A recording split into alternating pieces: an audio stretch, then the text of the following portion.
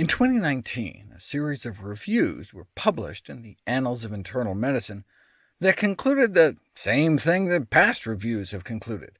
Adherence to dietary patterns lower in red or processed meat intake may result in decreased risk for premature death, cardiometabolic disease and mortality, meaning the risk of getting and dying of diseases like heart disease and type 2 diabetes, as well as the risk of getting cancer and dying from cancer. Therefore, they concluded in their dietary guideline recommendations, continue your current red meat consumption. Continue your processed meat consumption. Wait, what?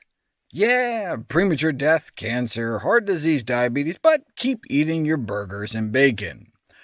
To understand what just happened, we have to go back to 2015. The Dietary Guidelines had just had the audacity to recommend people reduce their sugar intake. Imagine you work for the sugar industry. The evidence is overwhelmingly against you. What do? Well, what did the tobacco industry do? One method involved the tobacco industry's funding of and involvement in seemingly unbiased scientific groups to manipulate the scientific debate concerning tobacco and health. Groups like the ILSI, the International Life Sciences Institute, which has enjoyed a long and serious collaboration with the tobacco industry, that same industry group shapes food policy around the world. The International Life Sciences Institute, technically a non-profit with an innocuous-sounding name, has been quietly infiltrating government health and nutrition bodies around the world. It was created by a top Coca-Cola executive and almost entirely funded by Goliaths of the agribusiness, food, and pharmaceutical industries. After decades largely operating under the radar, the Institute is coming under increasing scrutiny by health advocates in the United States and abroad who say it's little more than a front group advancing the interests of the 400 corporate members, among them Coke and Pepsi. So when the 2015 Dietary Guidelines advised eating less sugar, the soda-funded International Life Sciences Institute sponsored a review, concluding that the guidelines on sugar were simply not trustworthy. Who did they pick for this hatchet job? Bradley Johnston. And here it is, published in the Annals of Internal Medicine, the scientific basis of guideline recommendations on sugar intake, and concluded there basically wasn't one. Guidelines on dietary sugar do not meet criteria for trustworthy recommendations, as they are based on low-quality evidence. This comes right out of the tobacco industry's playbook.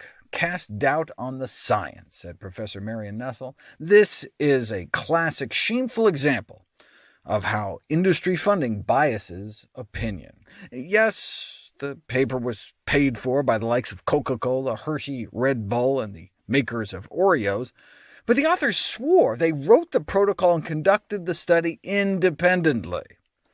Turns out that was a lie, forcing the journal to publish a corrected version after the Associated Press obtained emails showing the industry front group requested revisions.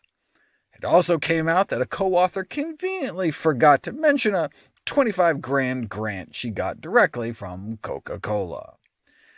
You know it's bad when candy bar companies criticize an industry-funded paper on sugar.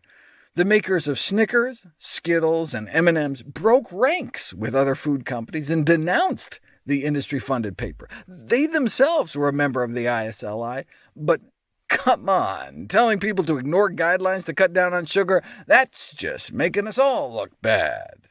If you look at the relationship between funding source and the conclusions in nutrition-related scientific articles, there's like 7 or 8 times the odds that the conclusion will skew favorably compared to studies with no industry funding.